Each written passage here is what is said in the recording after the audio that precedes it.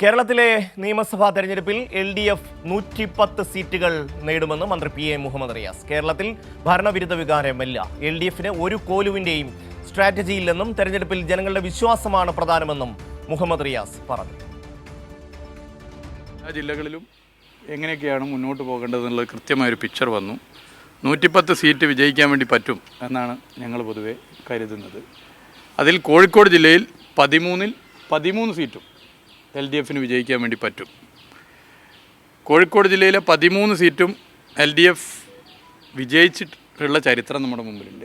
ഏതെങ്കിലും ഒരു സമയത്തെങ്കിലും വിജയിച്ചിട്ടുണ്ട്.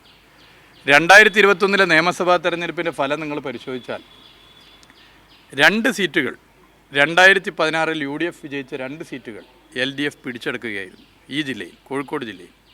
ഞാൻ ഈ കനകോലൂനി അല്ലെങ്കിൽ അതിലും വലിയ കോലൂനിയും നോക്കിയിട്ടില്ല. ഞാൻ നാട്ടിലെ ജനങ്ങൾ, ഓട്ടോറിക്ഷ തൊഴിലാളി, മത്സ്യത്തൊഴിലാളി, കയർ തൊഴിലാളി, അതുപോലെ ഞാൻ പ്രതിനിധാന മണ്ഡലത്തിലെ സാധാരണ മനുഷ്യർ, വ്യാപാരികൾ, കർഷകർ, യുവജനങ്ങൾ അവരായിട്ട് സംബന്ധിച്ചിട്ടാണ് മുന്നോട്ട്. എൻ്റെ തെരഞ്ഞെടുപ്പിൻ്റെ അനുഭവം വെച്ച് സ്ട്രാറ്റജി ഈ ജനങ്ങളുമായിട്ട് സംസാരിക്കുമ്പോൾ കിട്ടുന്നതാണ്.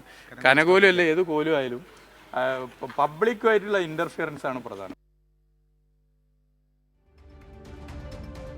കുട്ടൻ ചേരുകയാണ്. കുട്ടൻ, മന്ത്രി മുഹമ്മദ് റിയാസ് പറഞ്ഞ ഒരു കാര്യം, ഇപ്പോൾ മറ്റേത് രാജീവ് ഗാന്ധി, ഇന്ദിരാഗാന്ധി സിന്ദാബാദ് എന്നൊക്കെയായിരുന്നു കോൺഗ്രസ് വിളിച്ചിരുന്നത്. ഇപ്പോൾ കനകോലു സിന്ദാബാദ് എന്നാണ് വിളിക്കുന്നത്. അത്രമാത്രം ഡിപ്പെൻഡബിൾ ആണ് കനകോലുവുമായി. എന്താണ് മന്ത്രി മുഹമ്മദ് റിയാസ് പറഞ്ഞത്? ഷമി, ഇന്നലെ സ്പെഷ്യൽ ക്യാബിനറ്റ് ചേർന്നിരുന്നു. മുഖ്യമന്ത്രിയുടെ സാന്നിധ്യത്തിൽ പ്രത്യേക ക്യാബിനറ്റ് ചേർന്ന് 3 മണിക്കൂർ നേരം തെരഞ്ഞെടുപ്പുമായി ബന്ധപ്പെട്ട കാര്യങ്ങൾ വിശദമായി സംസാരിച്ചിരുന്നു. ഇക്കാര്യങ്ങളൊക്കെയാണ് മുഹമ്മദ് റിയാസ് മാധ്യമങ്ങളോട് പങ്കുവച്ചത്. ചർച്ച 3 മണിക്കൂർ നീണ്ടിരുന്നു. മന്ത്രിമാർ മുഖ്യമന്ത്രിയുടെ ആശയങ്ങൾ പറഞ്ഞു. അതോടൊപ്പം തന്നെ മന്ത്രിമാർ അവരുടെ കാര്യങ്ങൾ പറഞ്ഞു. ഈ കഴിഞ്ഞ വർഷങ്ങളിലൊക്കെ നടപ്പിലാക്കിയ വികസന പ്രവർത്തനങ്ങൾ പൂർണ്ണമായും മന്ത്രിമാർ വിശദീകരിക്കും. അതോടൊപ്പം തന്നെ തെരഞ്ഞെടുപ്പിനകത്ത് വരുന്ന നിയമസഭാ തെരഞ്ഞെടുപ്പിനകത്ത് 110 സീറ്റുകൾ എന്നുള്ളതാണ് LDFന്റെ ടാർഗറ്റ്. മിഷൻ 110 അത് യാഥാർത്ഥ്യമാക്കുന്നതിനുള്ള പ്രവർത്തനങ്ങളായിരിക്കും ഇനിയുള്ള ദിവസങ്ങളിൽ മുന്നോട്ട് പോവുക. ശക്തമായ രീതിയിലുള്ള പ്രചാരണ പ്രവർത്തനങ്ങൾ നടത്തും. അതോടൊപ്പം തന്നെ കോഴിക്കോട് ജില്ലയിൽ 13 സീറ്റിൽ 13 സീറ്റുകളും LDF വിജയിക്കും. ഇക്കാര്യങ്ങളൊക്കെ സ്പെഷ്യൽ ക്യാബിനറ്റിൽ വിശദമായി ചർച്ച ചെയ്തിട്ടുണ്ട്. അതോടൊപ്പം തന്നെ മന്ത്രി PA മുഹമ്മദ് റിയാസ് പറഞ്ഞ മറ്റൊരു കാര്യം, കനകോലുവിൻ്റെ റിപ്പോർട്ടല്ല, ജനങ്ങളുടെ വിശ്വാസമാണ് പ്രധാനം. ഓരോ തെരഞ്ഞെടുപ്പിലും ഓരോ വോട്ടിംഗ് പാറ്റേൺ ആണ്. നിയമസഭയിൽ ഇടതുപക്ഷത്തോട് എല്ലായ്പ്പോഴും അനുകൂല നിലപാടാണ് കേരളത്തിലെ ജനങ്ങൾ സ്വീകരിക്കാറ്. അതോടൊപ്പം തന്നെ നേരത്തെ ഷമി പറഞ്ഞതുപോലെ തന്നെ നേരത്തെ സോണിയാഗാന്ധി, രാജീവ് ഗാന്ധി സിന്ദാബാദ് എന്നൊക്കെയുള്ള മുദ്രാവാക്യം മുഴക്കിയിരുന്ന കോൺഗ്രസിൻ്റെ നേതാക്കൾ ഇപ്പോൾ കനകോലു സിന്ദാബാദ് എന്നുള്ളൊരു മുദ്രാവാക്യമാണ് വിളിക്കുന്നത്. കനകോലുവിൻ്റെ സിദ്ധാന്തമൊന്നും നമുക്ക് വിഷയമല്ല, ജനങ്ങളുടെ വിശ്വാസമാണ് തെരഞ്ഞെടുപ്പിൽ ഏറ്റവും പ്രധാനപ്പെട്ട സ്ട്രാറ്റജി.